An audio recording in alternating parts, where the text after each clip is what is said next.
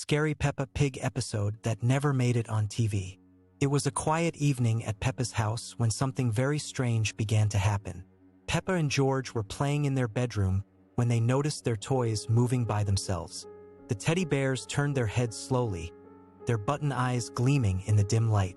George's favorite dinosaur toy started making sounds it had never made before, low, rumbling growls that seemed to come from somewhere deep and dark. Peppa tried to tell Mummy Pig what was happening, but when she went downstairs, she found Mummy Pig standing perfectly still in the kitchen, her back turned. When Peppa called out, Mummy Pig slowly turned around, but her smile was too wide, stretching across her face in a way that made Peppa's stomach feel cold. Her eyes were completely black, like deep holes in her head. Daddy Pig was sitting in his chair reading the newspaper, but the newspaper was upside down, and he wasn't blinking, not even once. When Peppa spoke to him, he just kept reading, his lips moving silently as if he was whispering secrets to himself.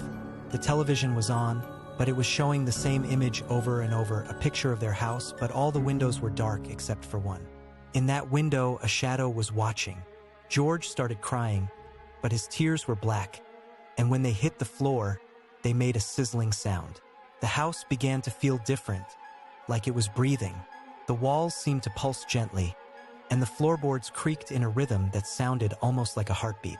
All the family photos on the walls had changed in every picture.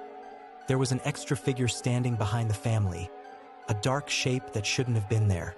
The grandfather clock in the hallway started chiming, but it chimed 13 times instead of 12. With each chime, the lights in the house grew dimmer. Peppa grabbed George's hand and they ran upstairs, but the stairs seemed to go on forever, stretching higher and higher.